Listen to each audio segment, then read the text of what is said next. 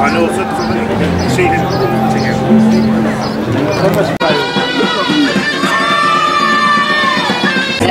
Ve kıymetli Cizre hemşehrilerimiz. Özel Cizre Organize Sanayi Bölgesi, Mesleki ve Teknik Anadolu Lisesi, bilinen adıyla Bilim Teknik Koleji olarak İlçe Milli Eğitim Müdürlüğü işbirliği ile bu yıl bir kez daha düzenlediğimiz Geleneksel Geleceğin Değerleri proje yarışmasına hepiniz hoş geldiniz. Öğrencilerimizin bir senedir emek verdiği, üstüne düşündüğü ürünleri burada görmek beni mutlu etti. İnşallah birazdan beraber açılışını yapacağız. 2 gün sürecek güzel bir yarışma bizi bekliyor. Buradan bütün Cizreli kardeşlerime katılmalarını özellikle istirham ediyorum. Kıymetli arkadaşlar, az önce genç sunucumuz söyledi. Gerçekten son dönemlerde en önemli eğitim modeli olarak bir şeyler üretmek, bilim dünyasına katkı sunmak önem arz ediyor. Gençlerimizi de bu şekilde çalışmalarını, bir şeyler ürettiklerini görüyoruz. Teknofest'te Türkiye'de rekor kırdık. Onu ifade edeyim. Ben Cizreli öğrencilerimizden, öğretmenlerimizden, Şırnaklı öğretmen ve öğrencilerimizden gurur duyuyorum. Bütün bölgede, hatta Türkiye'de adımızı yüksek sesle duyurduk, hissettirdik, farkımızı gösterdik. İnşallah sonuçta da güzel sonuçlar, rekorlar, başarılar, madalyalar elde edeceğiz. Sene boyunca ürettikleri ürünleri görmüş olacağız. Tabii bunları çok önemsiyoruz. Çünkü bir şeyler üretiyorlar. Laboratuvarda öğrencilerimiz bir şeyler üretiyor. Bu ekonomimiz için çok önemli, sanayimiz için çok önemli, ülkemizin kalkınması için çok önemli. Dolayısıyla bizim aslında endüstri meslek liselerine ve bütün meslek liselerine önem vermemiz gerektiğini buradan bir daha hatırlatıyor. Böylece biz sektörün, sanayinin kalifiye eleman ihtiyacını da karşılamış olacağız.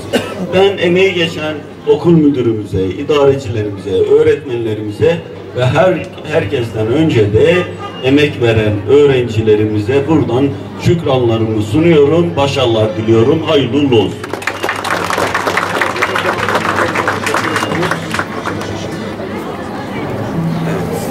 Açalım. Ya Allah, bismillah.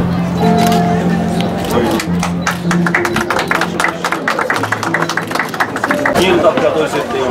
Projemizin ismi Süzgeç Geri Dönüşüm Elektrik Sistemi. Harika çilimlerin bir yerlere uygulanması lazım. Öncelikle hoş geldiniz. Hoş bulduk. Ben Abdullah Başır. Deprem öğretmeniyim.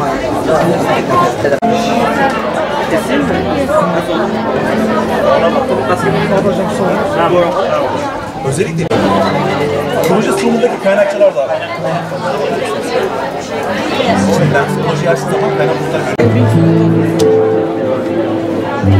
Benim uygulama geleceğim.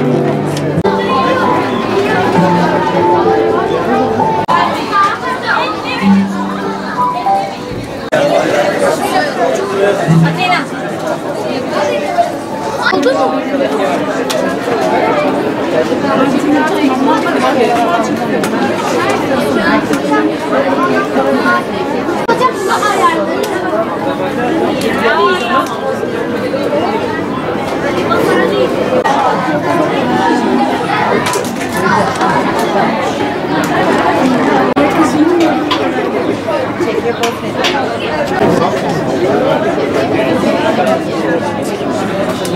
Hoş geldiniz.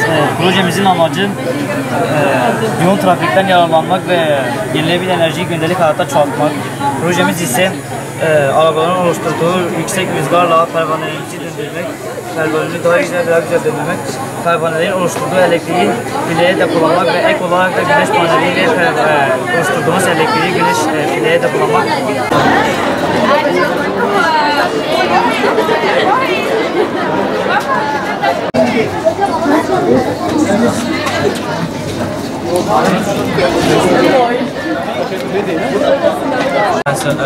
Görme engelli bireyler için yaptığımız sensörde beyaz baston onların daha iyi hareket edebilmeleri için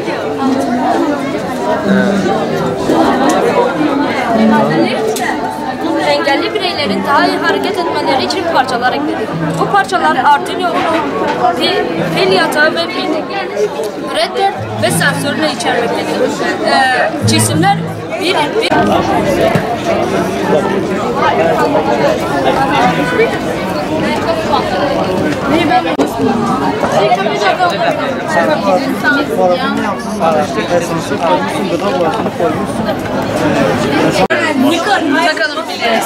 Güzel güzelsin.